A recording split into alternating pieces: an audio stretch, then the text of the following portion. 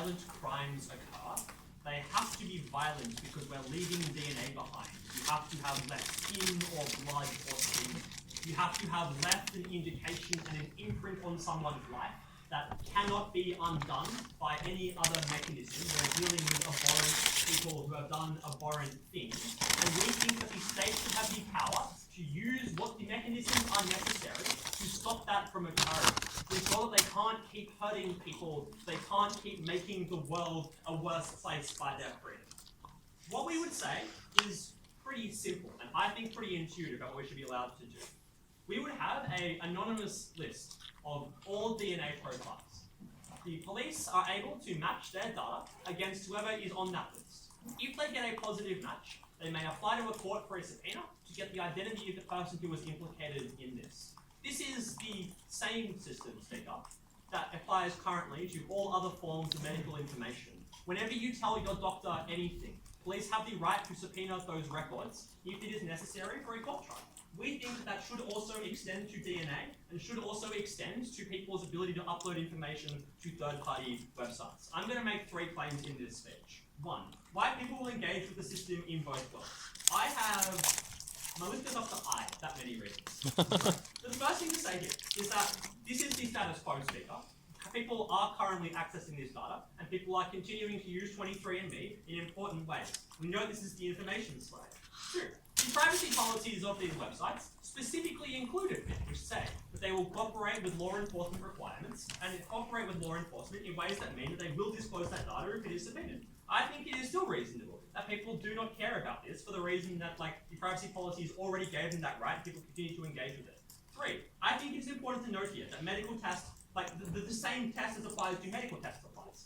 And this is a thing that people continue to have. People continue to seek blood tests. They continue to go to doctors and provide them with medical records and other information that could implicate them in crimes, or for reasons like that they go and seek surgery if they have gunshot wounds. 4, people believe that companies and police are able to access this. So I think it is important to note that the average citizen does not understand the jurisdictional limits of police and does not understand the rules that occur to people right now. I think that if you ask someone on the street of if police are able to access these kinds of records, they probably think that the answer is yes. And so, regardless of what the law actually is, I think that people are likely to proceed on much the same basis. People are likely to proceed to give that information to companies and give that information to them in exactly the same way, regardless of what this rule is. 5, people have a revealed preference that they are indifferent to privacy and are indifferent to questions about whether people have this kind of information. I know this is true because people are giving their data to 23andMe at the moment, despite the fact they were victim of an incredibly large hack recently. What that suggests to me is that people do not particularly care about that. They continue to provide their data to companies that sell it. More than that, people also just give their data to companies all the time while knowing it will be used by other groups. So, for example, everyone here uses Facebook, and we knew this tournament was taking place. They also sell your data. Regularly, people leave the tracker on their phone log, which means that companies regularly are able to give you ads on the basis of your location. This is a thing that companies have been doing for years, and people have a revealed preference to be indifferent to it, beyond occasionally going, that's not great, but they continue to allow that to occur, and they do not allow it to affect their behavior in ways that are meaningful. People do not think they will be a criminal. I just think that in most people's lives, they do not anticipate that they are likely to commit a violent crime and do not anticipate that police are likely to try and find them.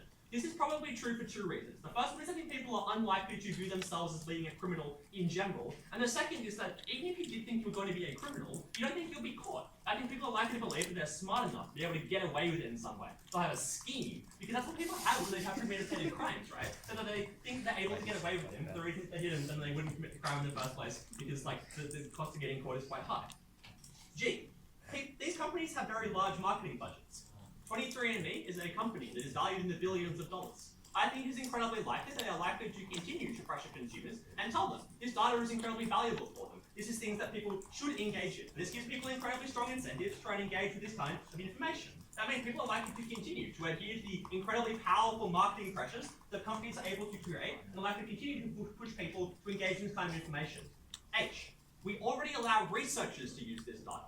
I think it is important to note, these online forums that we are talking about are created to enable researchers to go through this data and enable researchers to access this kind of information. That implies to me that people also do not care about that for this reason. It's just generally cool, Speaker, to be able to track the kind of information that you have. I think if you're the type of consumer that is willing to use 23andMe, it's because you think it's a really cool product. You think it's a really exciting thing. Such that even if people were worried that a cost would be incurred against them, they're still willing to make that trade-off. And that's because they think that the value that is being provided is so interesting and so valuable to them. The question of where people came from is one that people really want the answer to. So even if people were slightly concerned about these kinds of risks, they're unlikely to weight that as being particularly high. They're likely to continue to use that service. That implies people will continue to use that service. 2. Given that that is true, why do people not have a right to privacy with regards to this information? I think a couple of things to say here. 1, the harm that people accrue is negligible in the case that they were not actively implicated in a crime. This is true because all that people will have access to is anonymized lists of information. So, the information that is being given out to you is exactly the same as we give out to researchers all the time. There's nothing that I think is meaningful in any way, in that if no one knows that this information is yours, but rather just know that someone has a genetic profile, I don't think that is an interesting or meaningful piece of information, and so it's not a thing that we should value people losing in ways that are problematic. But 2, we already allow cops to view the medical records of people who are implicated in crimes. Importantly, as I flagged in my introduction, this is information we already allow people to subpoena, and I do not think it is particularly different or distinct in these kinds of ways. The third thing I would say here is you don't even need to be accused of a crime in order to be forced to turn over your data. If cops are slightly suspicion of you, that is sufficient for them to receive that medical information. So that suggests that we do not, in general, believe that this right to privacy is particularly valuable or important. The counterfactual here is we're talking about violent crimes for the reason that it was something that cops are willing to use DNA testing on, and the fact that this is the kind of thing where you need to have left behind a residue of your own body. And this usually involves an act of violence, like a violent brawl or a rape. And these are kinds of harms, but the harms are enormous, and the ability to mitigate any small number of these is a thing that I think should be valued incredibly highly in this debate. We know that people were being violent, we know they are likely to continue to be violent into the future, so I think it is important to be able to take whatever steps that we can to stop them. So that right to privacy is not important in this debate. 3, why this will stop crime. What do we think cops will do with this information? I think it will help inform them who was in the room with regards to this. I think they're likely to continue to do other policing work as well though, and this is true for a couple of reasons. The DNA testing only gives you a list of who a potential suspect is. It doesn't tell you who it was. Importantly, you cannot convict someone on the basis of someone having been in a room or someone having been in a kind of location and then you continue to investigate the other forms of information. 2, not all crimes leave DNA, and cops need to make sure they're covering all their bases. That means they're likely to try and ensure they can do other police work as well in ways that are effective. And 3, they can't use these tests first, speaker, for the reason that DNA testing is slow. You need to gather the data, you need to put it in the mail, and send it across the country. That means you still have like a week of time in which cops are likely to continue to investigate crimes in the ways that they ordinarily would, because they want to interview witnesses quickly and effectively.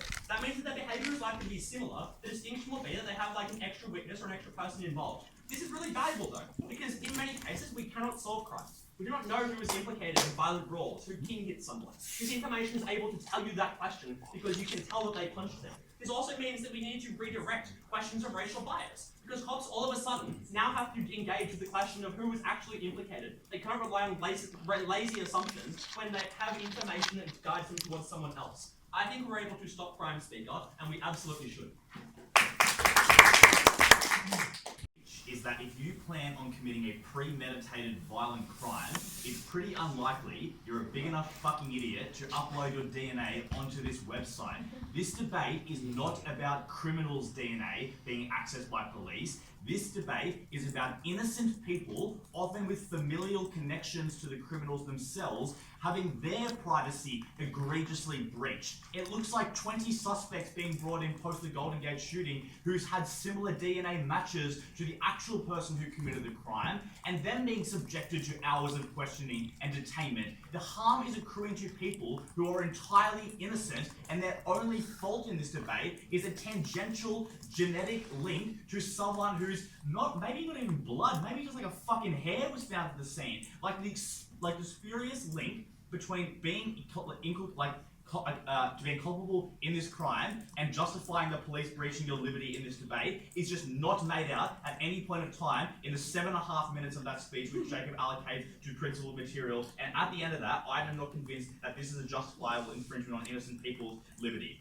4 issues in this speech. 1, why this is an unjustifiable infringement on people's privacy and liberty. 2, why this data is likely to be misused. 3, why these people won't upload onto this site. And 4, why this is actually not useful data for solving many crimes at all. First issue on the principle. What do we hear from Jacob about principally why should the government have access to this? I think the biggest justification that is given in that speech is that the crimes are particularly egregious, and that justifies setting a particularly low standard on accessing people's privacy. And the weird characterization we get is we're probably talking about blood at the scene. I don't think that's how DNA works. Oftentimes you can get DNA from things as simple as hairs. That means that it's not necessarily violent crimes we're talking about in this debate. It may be very less confrontational crimes than that. So why positively is this unjustifiable? One, people have not consented to their data being used in this way. We make a value judgment as a society which says that even if it is useful for solving crimes, there is a base level of privacy which we are entitled to, and the government cannot infringe that unless we have done something in order to justify that. And broadly, that is that there is some suspicion that you are culpable in a crime, and there is a reasonable basis for believing that. That is how warrants work at the moment. Why is this particularly different? Because if you believe the characterization, which you ought, that criminals aren't stupid enough to be the ones actually uploading DNA on this site, therefore the only justifiable nexus in between the people whose DNA is on this website and the people who've committed the crimes is that you're genetically associated to them or are friends with them in some way. That means that you, on an individual basis, have done no wrongdoing and have done nothing to arouse the suspicion of police. At that basis, we ought to revert to what is our principle in every other basis, which is that you are entitled to your own private life to such an extent that the government can't infringe that unless you consent to that. And I think that is an important principle claim which stands in this debate, independent of all practical outcomes. The second thing to say here is that more concretely, it's not just your privacy which is being breached in this basis for actual no fault of your own, but it's actually your liberty. In that many people were brought in post the Golden Gate shooting to be interrogated about who it likely was that was their family member that committed the actual crime. So you're not just looking into these people's privacy and stealing their data, you're now forcing them to come to police stations, potentially even arresting them in future circumstances,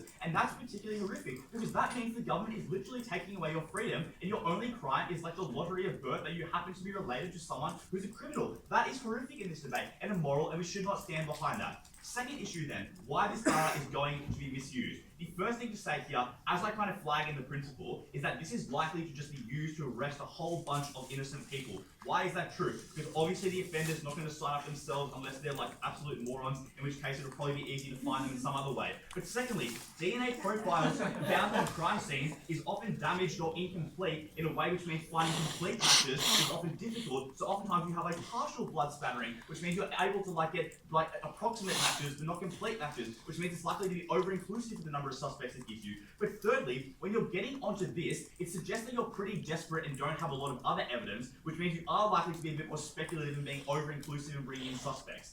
That's incredibly important because it means that a lot of harm is occurred by innocent people in this debate, but it also means there are a lot of people thinking they're prone to being arrested for having done nothing wrong. The second thing to say here about why this data is likely to be misused is we think the way in which police are likely to use it is such that it targets community links. That is, if you find DNA on a scene and it suggests, for example, that an Indigenous person was present at that crime scene, the way in which you are now likely to engage on policing and determining who the actual suspect is targeting not only their family, but their immediate links. That is, you go to their community and you ask, who does this person associate with? And they're the types of people you're likely to target. We think that's particularly horrific forms of policing. And that's incredibly important then when we assess this third issue as to why people are unlikely to upload this information. The first reason relies on the mechanism which I've proven in this previous issue, which is that if the government is likely to misuse this data in order to hurt a lot of innocent people, people are likely to be extremely skeptical to uploading this information in the first place.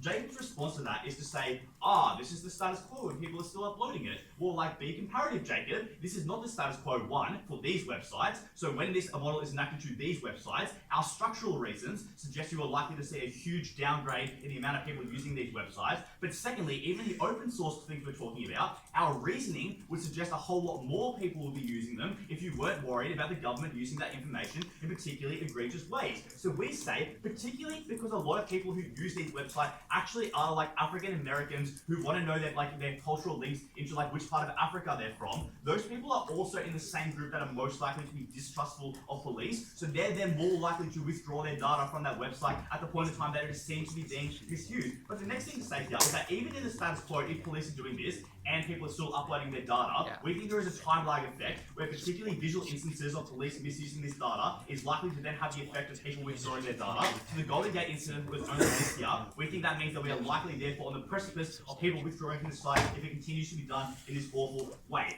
So, second reason as to why people aren't upload, even if it is not being misused by police, we think people have a revealed preference to hide information from the state. Jacob was way too generic when he talks about giving your data to Facebook. That is incredibly different, where we think people conceptualize the state in a different way to they conceptualize private businesses. Because one, you think that the state has more coercive power to misuse that authority than things like Facebook, because like the biggest harm of Facebook misusing your data is like targeting advertisement or whatever, whereas when people think the state misuses data which they have on you, you think that your liberty is at stake. But secondly, we would say that people are just often skeptical of the government, but even if they're not skeptical of the current government, they're skeptical of the way in which future governments are likely to use this. The consequence of this, then, is that people are not likely to want their information exposed to the state in such a way that they are likely to withdraw this information from the site.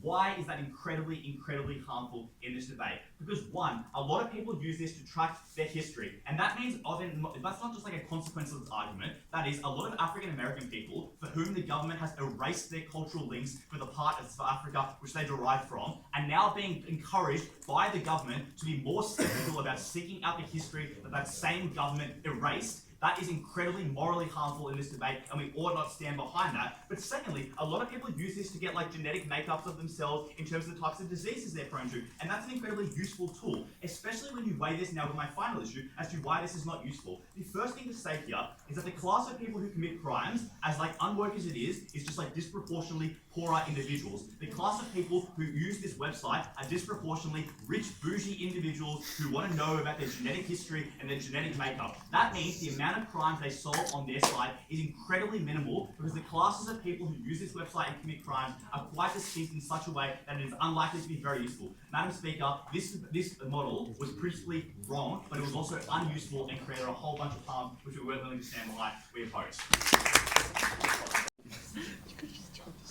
Obviously, there is a trade-off in this debate. Either police are so abusive to people that they cannot afford to take in many suspects, like otherwise those random people will likely sue them, likely to be the rich bougie people these people identify, or they don't catch that many suspects and they have to treat them well anyway. I think we were able to find, I think Jacob gives you a number of crimes that we're likely to find. This wasn't just dummies who forgot to bring gloves to their bank heist. This was like drunken brawls where people didn't go out intending to commit crime, for example. These are things like college rapes that Jacob identifies in his first speech, which happen to college boys who don't think they'll get caught. I think there was a huge scope for this data to be used, and I think it would be criminal for us not to.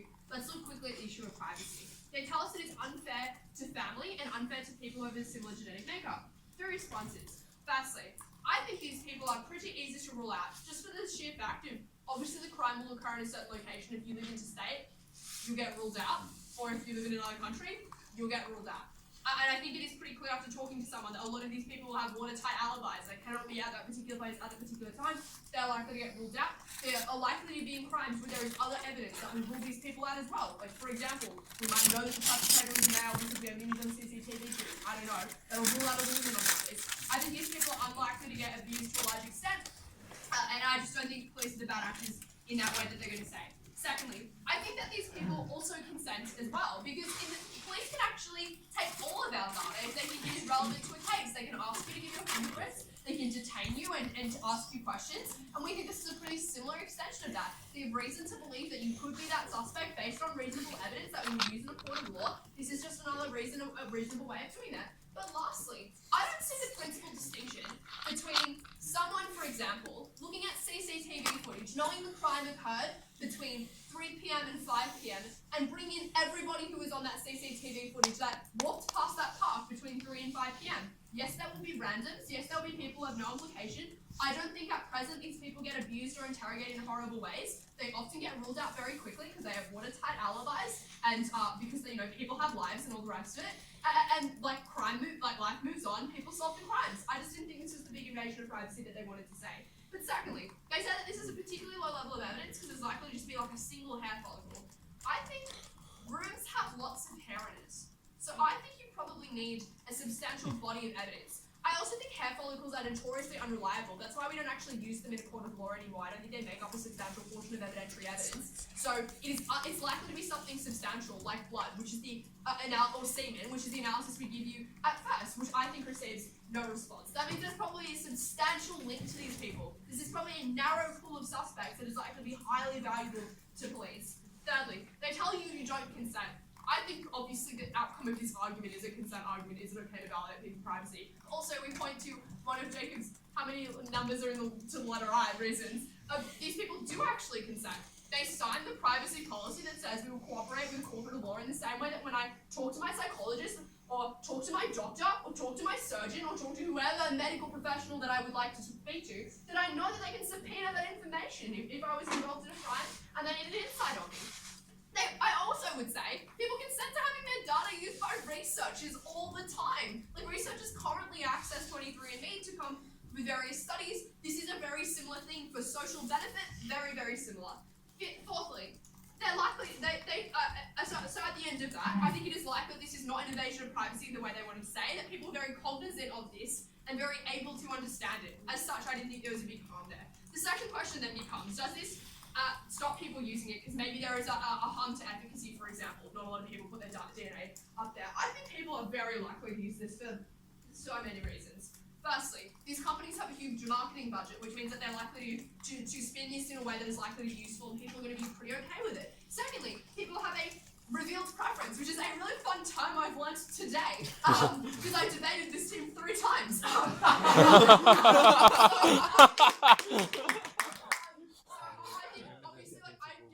My credit card because I'm a fucking idiot, and so, like, that's fine, I live like that, and I think a lot of people just live like that. I think this is pretty similar. Like, people, if Google was like upload your blood, I'd be like, yeah.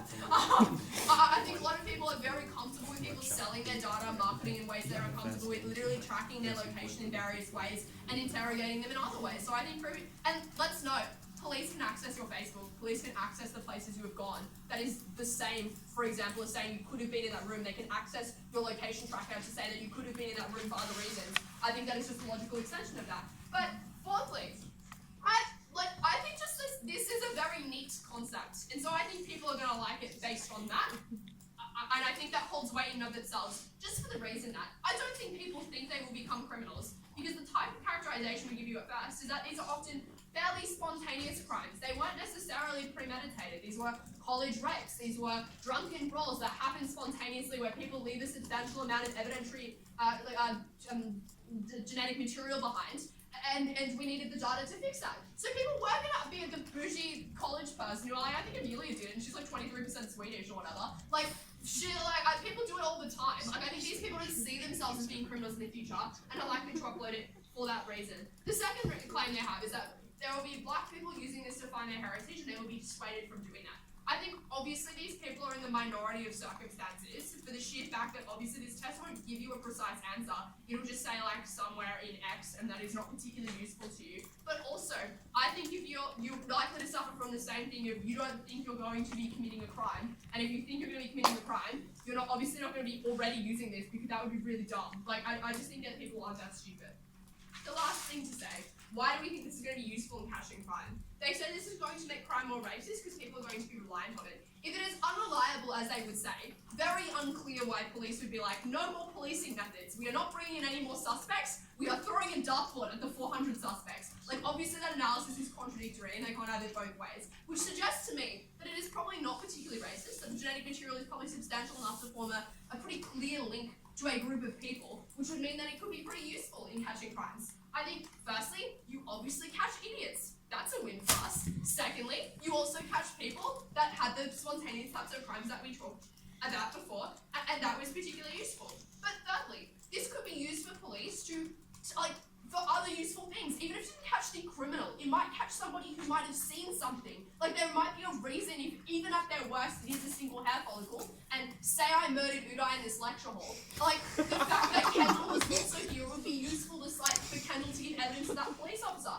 And not that if we captured Kendall with CCTV footage, that would be grounds enough for the police to bring her in on that basis. There is no principal distinction or any other reason why she wouldn't be asked to give evidence on this basis. Like, we think it is particularly useful in garnering witnesses, in garnering people closer to the people that could have done it, and that is useful in solving crimes too.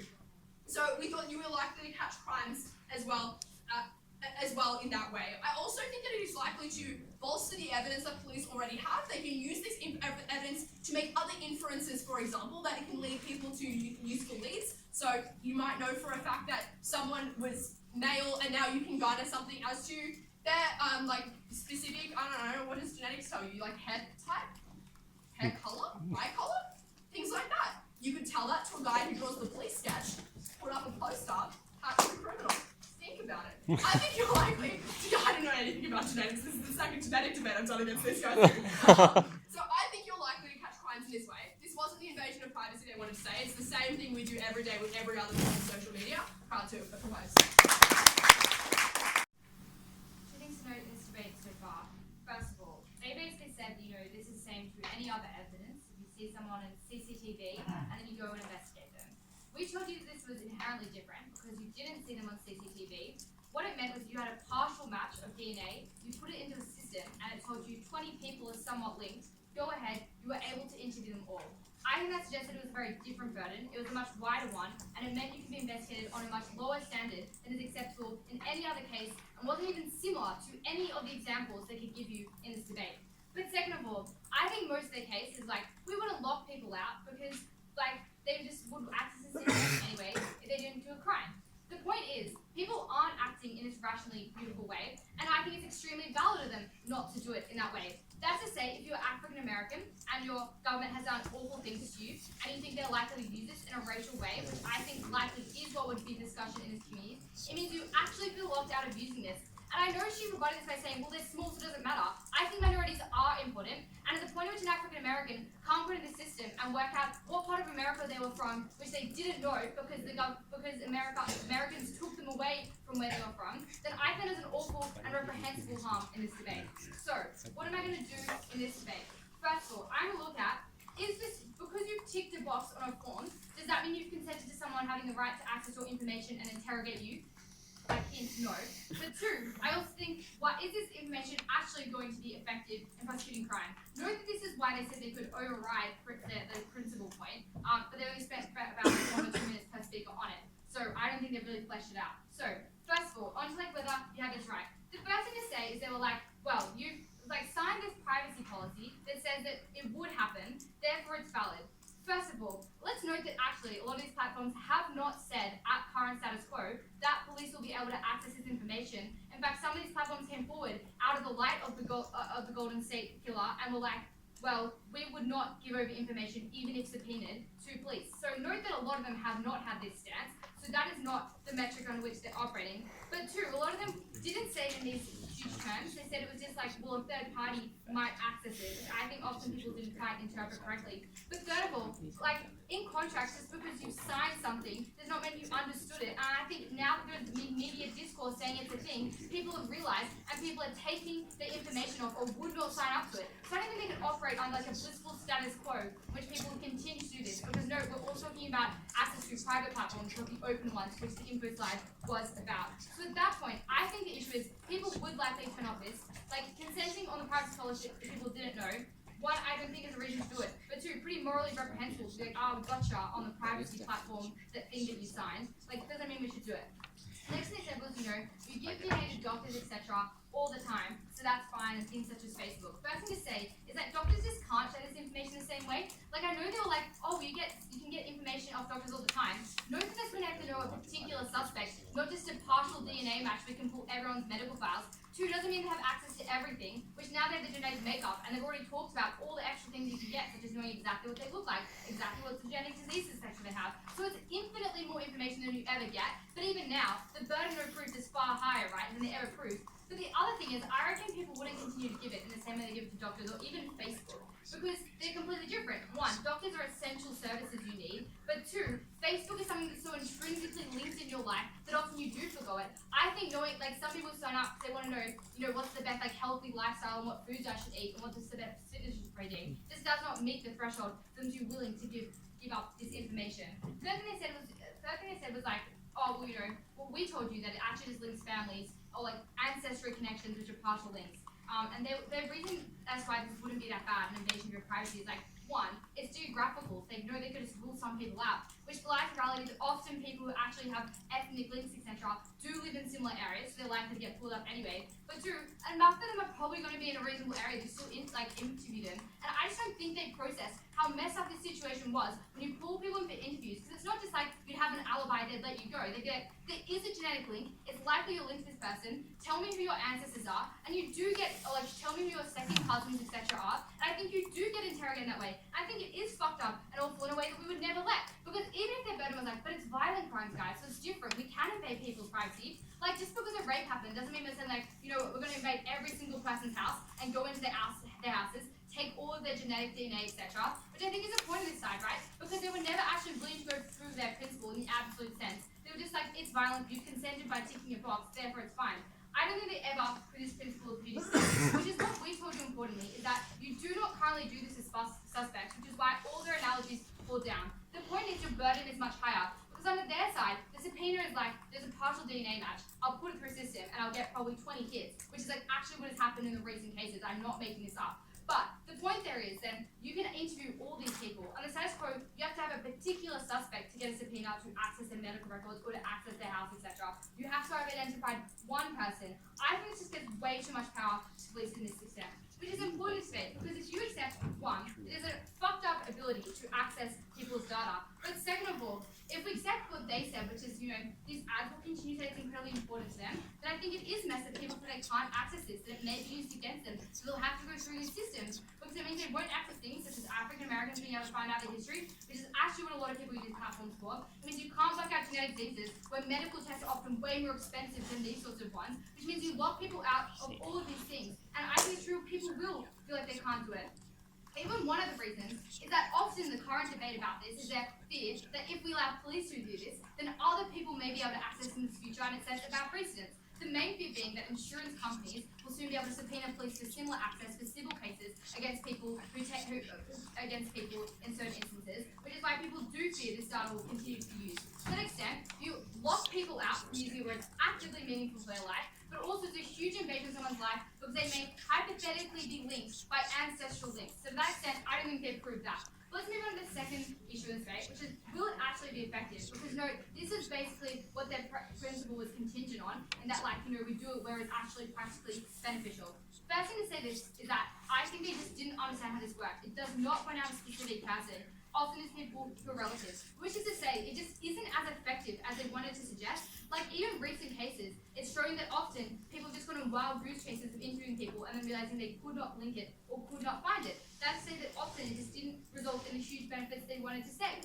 But second of all, Nick told you importantly that it means you can falsely accuse people in a lot of instances. That is to say a crime has happened in the Indigenous community and you get a partial link, a partial match, you put it through the registry and it points to like 20 people in that area that also have linked that DNA. It means you can just point to one of them that fulfills your hypothesis and say, well, you know, there was a DNA match. And that's hugely important because if you accept on their side that DNA data is so important because it has an ability to change and alter cases, then that can be used against that person in a certain way. Because I think it's just very easy for police to think of the suspect, have this matches, and be able to go along with that. Because most DNA matches, in most cases, are only partial a lot of the time. So I think actually you just bolster their ability to fit the hypotheses they wanted. It doesn't make crimes better in those instances. So the end of this, I don't think they ever proved the overwhelming benefit they had to prove in terms of prosecuting crimes to justify this invasion in privacy. We told you the legitimate reason people would want to access these platforms, but feel cut off from doing. I think that was reprehensible, proud to oppose.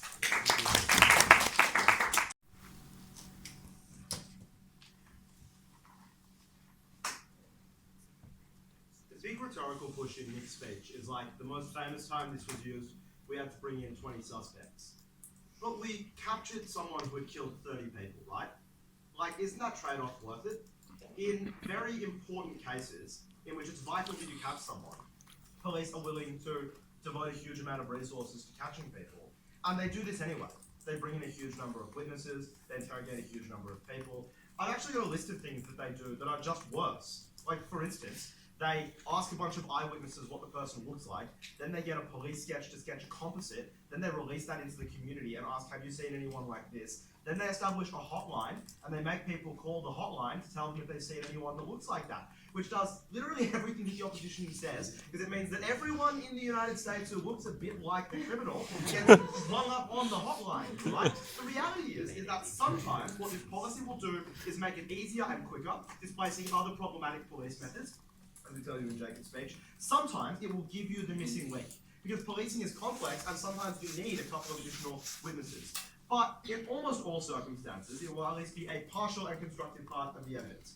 There are 4 questions in this debate. The first is, weirdly, to dismodify sign-ups. The opposition, I think, is very gutsy to try to contest this, given that Rocky gave you 10 reasons that it wasn't likely to do so. Let's just use the ones that they said nothing about, right? Because their best claim is like, oh, well, African Americans are suspicious of the government, so they're not going to do this anymore. This requires it to be a person who believes that the government is not going to do it in the future, in the first instance. Because your assumption would obviously be that they might do it in the future, and if you mistrust the government that much, you think they'll do it. Or conversely, you think that they're already doing it and not telling you if they don't trust you. Or conversely, you think that they might just do it in a corrupt fashion that has not yet been announced. This characterization does not make sense. If you mistrust the government in that way, it is unclear why a bright legal line imposed by the government that could be breached at any time is going to be the thing that changes your mind. I don't think anybody does that. The second objection that we get is like, oh, these people are concerned that this is information that will be given out to insurance companies. And the same set of responses apply. That could happen in the future. If people are so concerned and suspicious about a slippery slope, then they will just not get on one step below before the boulder has fallen down the hill. An absurd argument from the opposition. Of course, they have nothing to say about the fact that this information is used commonly, nothing to say about the fact that these people already signed a contract on it, except that they might not understand. But that at least implies that there's a legal issue that they're aware of. Nothing at all to say about the fact that they already give much more information to many more people, like doctors and corporations, except to say that people conceptualize of Facebook differently to a state, which I guess is technically true, but the difference probably isn't one of trust exactly. I don't know if people think that Facebook is more sympathetic in their government. They have nothing to say that people don't anticipate committing a crime when they do this, or they're not likely to engage in it. Nothing to say, oh, and fucking the other 4. Like this is not going to impact sign-ups. Maybe 5 people won't get the test done, but honestly, that is about what they've proven in this debate. They've given you virtually nothing here. All of their benefits in terms of getting sign-ups for people discovering their ancestry or discovering their medical records are totally contingent on that claim. We're not disagreeing. Those are good things. They needed to do more mechanism work, and they have not done so, which means those benefits do not exist in the debate. Second question, how does this modify policing behaviours? I think the opposition's relatively clever here because they're like, oh, well, what it does is give you a long list of witnesses that you're then able to go out and interview all of them, and that's going to be incredibly problematic because that means that you're interviewing a huge number of people who you know are probably innocent. First thing to say is that is a huge expenditure of police resources. So realistically, they're only going to do that in a circumstance in which they're absolutely confident they really badly need to catch them. For instance, when it's a murder case, you would not do that for a theft. The second and probably more important response, though, is that police are not going to treat these people that badly because they know that 19 out of 20 of them have nothing to do with it. Police interviews are intimidating when you're a suspect, but why would they behave? Police internalize the idea that there are good and bad people, and they will know that 19 out of 20 are good people. So yes, you might get called in for an interview, and yes, that sucks. Lots of things suck a bit. The government makes lots of very minor interferences in your life. For instance, the government puts a speed limit on. When you think about it, that takes far more time out of my day, because I can comfortably drive at 100 everywhere, than being called in for a 20-minute interview because I showed up on 23andMe because Tim committed a crime and we have the same DNA. I just don't think that the opposition's case here really makes any sense. What else did they say? So yes, it might lead to a lot of interviews. That's what it is. There's a legitimate lead for these people as well. Your DNA partially replicates someone. And given that we are doing it for fucking everything else, for instance, we're if you look a bit like the suspect, we bring you in for an interview. And when you think about it, looks and DNA are a weird analogy that goes unexplored in the opposition's case. Because they're fine with that stuff. But your face is just the reflection of the face that your DNA gave you, right? And realistically, you have absolutely no right to the privacy of your face. Given that premise, it is then bizarre for the opposition to assert that the prior code that created your face should be private, and your face should not be private. It is an absurd tautology in virtually every conceptualization of the word. The opposition also says it's easy to do fake accusations. Easy for cops to do it now. The missing link was why it's different on this side of the house. What you can do is rule out a large number of people. That is to say, if you've got someone who definitely wasn't there, you can definitely verify that they weren't there. The alternative is you have 20 witnesses, but then from that 20, you probably would have had a long list of people anyway that you suspected. How do you go, oh, we're going to falsely accuse this one? Like, the DNA does not help you up to that point. It does not give you anything decisive. The opposition, we also give you a really good argument here, which is that because it's instant, that means the cops don't need to prioritize based on stereotypes. So when you're formulating your list, you might have assumed that it was a black person when you're a cop, but when the list is automatically generated for you, you're far less likely to behave in that fashion. Third question in this debate, do we reduce the amount of crime? I think trivially, yes. We give a fair few more leads in the sense that we locate people at the scene of the crime, or we locate the relatives of people who are at the scene of the crime who we can interview about their proclivities, or we interview people who would be near the crime or something like that. And yes, there's a lot of sort of false leads, and that's regrettable, but that is actually just true for all instances of policing. They generate false leads. Unclear why this one is particularly different. And the opposition's, I think their funniest response is like, if you're a crafty criminal, you won't do this. I think the first thing to say is that some criminals are dumb, but it's still hard to catch them. And we should catch them, because they're the ones who are also really easy to trial. Let's just flog them. Second thing to say is that you might not have been thinking about this when you did it. Like, if you're Amelia and you did the test when you're 20, and then, like, 5 years down the line, you're like, you know what, I love jewelry heists. You know, like, you might still be able to go out and do that later on. The third thing to say, obviously, is that a lot of the time it's about locating people who are around you. For instance, your family, or for instance, a witness, and those people obviously do not need to be stupid or smart, because they weren't thinking about committing a crime at all. An absurd argument that gets them very slightly mitigating our point. Finally, they say, oh, the poor don't do it, but increasingly they do, because it's actually really cheap. It's like 23 bucks. Finally, on privacy. Look, the first thing to say is that it's about the privacy that you care about. I gave you the analogy of the face here, right? Like, we do not hold some things as being private. The things that we construct as being private are things that we value as of intrinsic importance. So, for instance, you have a right to a private sexual life, because that is the thing that people might judge you on and behave differently around you for. You do not have an inherent and immutable right to keep a little bit of code about you that says nothing about you morally, that defines nothing about the thing that you've done, and that almost nobody has ever cared about before this. Like, we didn't even, like, it's hard to think that something is so importantly private when we didn't know it existed like a century ago. Realistically, so yes, it might be a privacy violation in genuinely the most abstract possible version of that expression. But it is, compared to everything else that we let cops do, for instance, just get the CCTV footage that says exactly where you were, or get your phone that has been tracking you the whole time, and we're very comfortable doing those things. And yes, we've put a couple of comfortable tests on them, but at the end of the day, I just think that's okay. The opposition has interrogated virtually no parts of their case beyond a general desire to win a debate, which is understandable, but ought not be sufficient in refuting this claim. Lie of this affirmative team. They say cops can do all the same things with CCTV and sketches. No, they cannot. Because if you took a sketch to a court, they would not give you a warrant to search their house. But you are getting a warrant when you have their DNA. If you took a sketch to a jury, they would not convict you. But if you took a DNA match, they would. That's the difference. It is that this evidence is seen as more probative than it actually is. It leads to false leads and leads to people being imprisoned for crime they do not commit. And that is the problem of this affirmative team. So maybe, Ben, if your only benefit is that maybe we get a few extra leads, if along the way you imprison people that are innocent, this is a bad policy. And that is the reason this affirmative team must lose, is because it is not the same as sketches, it is not the same as CCTV, because the power of this information is that it is seen as more probative, it is seen as more accurate than it actually is, and it is an absolute violation of people's privacy in a way the state should not countenance. There are 3 questions. Firstly, is it just to collect this in this way? Secondly, will people continue to use these sites and does that matter? Thirdly, on crime solving. Let's start with, is it just to collect this in this way?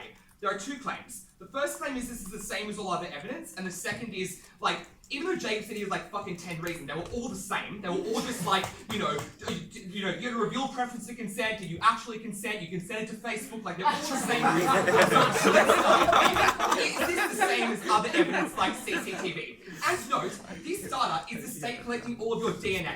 It is not saying, are you there? It is saying, here are all the diseases you are genetically predisposed to. Here is your ethnic lineage and everyone you're related to. That is far more invasive than just saying, were you here on this date? So keep that in mind. is this the same as CCTV? Firstly, using your analogy of like, we'll interview everyone who was at the crime scene. No, it would actually be like interviewing everyone at the crime scene and then finding the sixth person and finding all their family members and interviewing all of them. Because when you find a hair on the ground, you don't know if that was the offender or not. So you're going to be asking a random passers-by family or the victim's family or literally anyone else in this circumstance. But secondly, when you look at definitionally, it could not be the offender because in most circumstances, they wouldn't have signed up to the website. The response is then, well, maybe they're dumb, or maybe they like spontaneously committed a crime. Yeah, but you can delete your data off these websites, which is the premise. So if you commit a crime, you'll obviously, if you're a college rapist, you obviously will delete your data as soon as you start raping people, which is the reason why they cannot find them.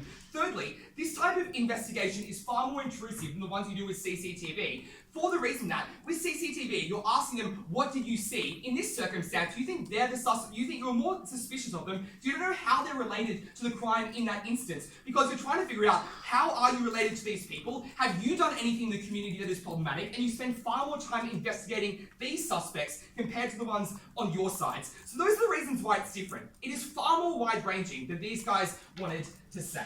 But then Ben says, well, you know, we can use hotlines. The difference is you do not convict people of hotlines. You do not convict people of sketches. You do convict people of DNA evidence if you tell juries this is what we found at the crime scene, particularly when overwhelmingly this is cold cases where there is no other evidence or witness testimony to corroborate that. Then Georgia said, well, it's not wide-ranging because we rule out everyone who's interstate. Firstly, why would you rule out everyone who's interstate if they are largely cold cases and people can fucking move? But secondly, I think the more reasonable thing is to say, you cannot just start, you know, like, carte blanche, like ruling people out for the reason that you just don't know who the person who committed it was. So at the end of this claim, this policy is extraordinarily expansive and goes far beyond the current standards of having a reasonable suspicion that you're involved in a crime. It is just, do you have any like vague connection at all, and we should interrogate you. Then they say you consent. Firstly, the information slide of this topic was, right now, you can upload your data voluntarily to open source websites. This policy is about where you did not consent to put your data with the police organisation. Should we allow police access to that? So they did not consent. The topic is definitionally where these people did not consent to the police having their information. But secondly, I don't really understand contracts either. We already find contracts with financial institutions void if they did not highlight key terms to default. And I think this is very similar. People did not understand that the police can use all their information and arrest their fucking family members. And I think that's very similar in this instance. They would happily overturn it. So at the end of this, we think that many people are actually very skeptical we should be very skeptical of the government interrogating people's liberty in this way, especially when they are in many cases explicitly innocent. And at the end of this point, I think it's enough for us to win this debate, because it is deeply immoral to use this in front of courts to say, this is your person, when in the vast amount of circumstances, it is not. The second argument is, will people continue to use these sites? Jacob gives us 10 reasons, and the thing I mentioned earlier is vast amount of them are the same. They say that you already consented, but no, the current system is open source. People voluntarily put it up for reasons I do not understand. But this is about private servers where you did not meaningfully consent. And that the word meaningfully is important because many people do not truly know what they were doing. Then he said, well, you know, most people, if they think they're a criminal, most people don't know they're a criminal, they might spontaneously do it. But I said you can delete it post-fact, so you also get none of your benefits. And then Ben said the really bad reason was that people are already skeptical of the government, so, you know, they're already not going to put it up there in the first place. But ask yourselves, panel, comparatively, under the status quo, this isn't very high profile. The vast amount of us haven't heard of this before. When this is explicit state policy, and there are more cases like the Golden State Killer that are locking people up because their family members use this website, it will become far more common, and people are far more skeptical. There is a comparative difference. So what we said is when you were explicitly told that this policy could lock you up for a tangential relation to others, that is where the harm accrues. What did we tell you then in Kendall's speech? That is incredibly problematic because a large amount of the users are African American people trying to understand their history where it has been erased by the government. Georgia gave the response, well, you know, why would it be these people? That isn't a response. And I don't know who this affirmative team thinks the people who are using this website. It overwhelmingly is these people because they have no other access to their data. But secondly, even if it wasn't, it's people trying to find out genetic information about predisposition to disease. If you stop people from doing that, they cannot plan their life adequately. You rob them of information about their own bodies, which is deeply immoral when you otherwise should give them the access to that information. So this is an incredibly important issue, ladies and gentlemen, because You remove the ability to track your own history where the government has previously erased it. You remove the ability to understand your own body and your genes. And you may be investigated for crimes you did not commit. And that is extraordinarily problematic. Let's then turn to the third question on crime and solving crimes. I've just proven to you the vast amount of people of these servers I think will opt out because the business model of these companies becomes problematic. And note that they don't solve crimes because none of the people here are actually the guilty ones. But then they say, at Ben's speech, you won't interview that many people and being interviewed isn't that bad. Maybe being interviewed is not that bad. Having this evidence be put in front of a jury and being convicted for it may be bad, especially where juries are notoriously overly generous to DNA evidence where it is not corroborated, which is bad. Secondly, Ben says you can capriciously police in other circumstances, and he's like, well, you can see your face. You can't just go to a court and say, I want a warrant for a black male. You need to say, I want a warrant for this person who lives at this address. The problem with this policy is you want a warrant for literally anyone. So, here is what you need to know at the end of this debate. So many people don't get the benefit of accessing the data about themselves they deserve. So you don't solve many crimes, and you start to police communities, because that's how you can find out people related to them and find out who have you talked to in the community, which means policing becomes far more capricious on their side, and many people are caught in the crossfire of being put before juries for crimes they did not commit. Whilst this model may sound like a good idea, it is absolutely terrible for victims. It is also terrible for the many people for whom the law system bears harshly upon, and for those reasons you should definitely oppose this policy. Those people alive and uploaded their own DNA, or where by some freakish coincidence, enough family members of the actual criminal uploaded their data onto this site, such as to build a profile of the actual offender. After that, you should intuitively be convinced the number of criminals we catch is very tiny. And then you must ask yourself, at what cost? If we could catch a murderer by locking up everyone, would we do it? No, obviously not. So we think that you have to justify the trade-off. And the trade-off we told you in this week's debate was that you lock up and question and burden a whole bunch of people who have done absolutely nothing wrong, and you make African Americans for whom the government eroded their original connection to their culture, and you make them scared of seeking out that connection again. All those costs did not justify the 1 or 2 cases this affirmative team was able to spuriously claim that lie for their side, and that is why we won this debate. But more analytically, principally, why did we win? And secondly, was it going to be effective? On the principle, we tell you it is an unjustifiable infringement of both these individuals' privacy and their liberty. What are their responses to the principle?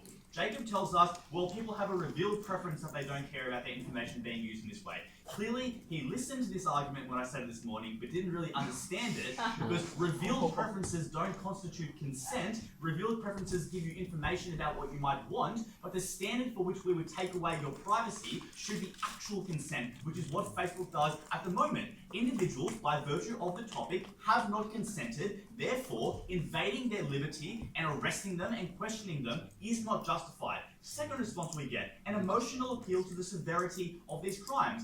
One, very contingent upon the type of characterization you believe about what these crimes are. But secondly, as Kendall notes to you, we don't already at the moment apply a principle which is to say that the more serious a crime, the more amount of people we're willing to fuck over on their fight for justice. Like, that's Batman, that's not the police. Just actually distinguish yourself in this debate. The last thing which we hear here is that you can do it anyway, and this is Ben's Hail Mary in his third act speech, to say they're just going to do it in all these worse ways. Just because you're Ben Jackson, the things that come out of your mouth aren't always good, and sometimes they're dumb. You can't arrest people on the basis of spurious drawings of black people. You need actual probative evidence. The problem in this debate is that you can arrest people on the basis of really spurious fucking evidence. That is why, at the end of this issue, the trade-off was just never worth what you invaded people's lives to do, and that was what they were never able to grapple with. But secondly, will it be effective? First sub-issue here, what happens to sign-ups? Again, Ben makes just absolute fucking no sense when he says, if you're skeptical of the government, you probably think they're doing it now or they're likely to do it in the future. An intuitively sensible claim, but not one when you introduce the word comparison into the analysis, which is to say that maybe some people think that, but far more people think that when the government says we are now allowing the police access to this data, at which point in time you lose a whole bunch of people who care about their privacy. The next response we hear here is that, oh, but like Facebook has police take their data and you don't get off Facebook. The response Kendall gives, which isn't responded to, is that Facebook is pervasive and it's very difficult to defect from Facebook as a part of your life. It's very easy to eliminate this part of your life. At that point in time, you get far less signups, which continually erode how useful this DNA is, which is the final part here. We tell you this DNA isn't useful for a number of reasons. We tell you, one, the class of people who commit crimes is not often symmetric to the class of people who access these things. We tell you, two, that because less people use this site, it's now useful for a less range of crimes. But three, Kendall tells you and doesn't receive any response that in many cases this delays catching criminals because you go on a wild goose chase interviewing the 10 Smiths that were on DNA.com instead of doing actual police work and finding them using more effective methods because you think that this is a good method, but it actually isn't. The harm then is all the things we've told you in this speech. At the end of this debate, they could only claim a really small number of crimes, and they never justified why if they could levy all the harms that they did in this debate, and that is why we won. An entirely novel claim that this DNA evidence will be used to convict people. I think the reason that they did not bring this out until we didn't have a chance to respond was because, one, it was defeated by their own analysis. For the reason that if they tell you that lots of people are implicated, it feels implausible to me that judges and courts will overlook that, but rather jail them. And two, because I talked about this in my speech, and they just waited as long as possible to avoid it, when I tell you that, importantly, this was not determinative in courts, for the reason that all this evidence could do was place you at a scene, and that was not sufficient to convict someone, for the reason that being in a room was not a guilty verdict.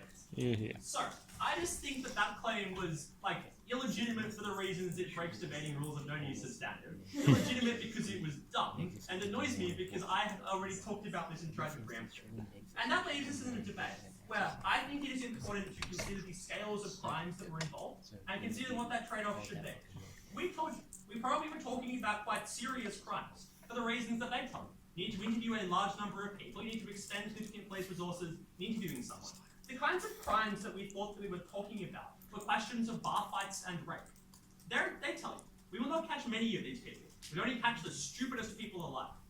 I think that rapists and people in bar fights are in many cases those people speak of. But even if we only caught an incredibly small number, I think the ability to have a safe night, to know that you don't have predators in your community who are likely to beat you and who are likely to rape you, are things that are probably worth the trade-off that they pointed to.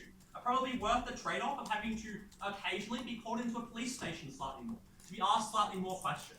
I just think that on a value judgment, being able to stop murders was the bigger question in this debate, and the one that you should try and prioritise. Two issues in reply. One, how will it affect solving crimes? I tell you, and I think this is quite trivial, this will give you more information of who was involved in these crimes. You have more ability to determine who to suspect. This helps you ID the rapist. Helps you ID the people who you do not know their identity, but you know that a violent crime has been committed, and you know that you'll be able to help convict them if you can narrow down who they are. I also tell you that many people will not stop using the system. We gave you many, many reasons why this was true. I'm not going to repeat them because they really didn't rebut them very much. But, we didn't need this at all to win this debate. We already had a large data set. We already had people who uploaded this information, and so we could just rely on that to find at least some more people, to stop at least some of the rapes that were likely to occur. I think it is more effective for the reasons I tell you, that people consent, that people don't care, that people thought that cops already had this data and so would not change their behaviour. But we didn't even need that. Their only response to this was so that people would delete this data after the fact, which again comes in the neg block. But how? The cops already have this data. This list has already been uploaded. I'm not clear how it's going to be erased in the ways they try to suggest. The harm that they point to are two. The first one is to say that minorities won't use this because they didn't trust the government. I think we rebutted this very comprehensively at Georgia. When we told you that if you don't trust the government, you probably always didn't trust the government, and the fact that this is a threat existed is probably sufficient to preclude you from doing this. You may not believe the government didn't do it anyway, and also the fact that your first slide suggests this is already occurring, I think people probably don't believe that. Their more plausible harm was one of saying that police are likely to abuse everyone who is implicated. But their analysis said that many people would be implicated. If this was true, you probably don't want to abuse all of them for the reasons that we tell you. At least some of them will probably sue you. You will probably be suspended. All of your incentives not to do this. I tell you, to no response. This in fact is able to stop racist abuse. It forces police to consider a wider number of people. It forces people to no longer only target the minorities when they have more information that was a thing that would be useful. That to me implies we'll be able to stop a number of crimes, and that was good. On the second question, is a right to privacy more important than stopping these crimes? We tell you suspend your right to privacy all the time. This is not a distinct thing for the reasons that none of this information was particularly determinative. It did not have a moral value. That means that it probably wasn't distinct to all the other times we let cops take your data, and so did not deserve extra protections. It was not different to a fingerprint. We deserve to use this.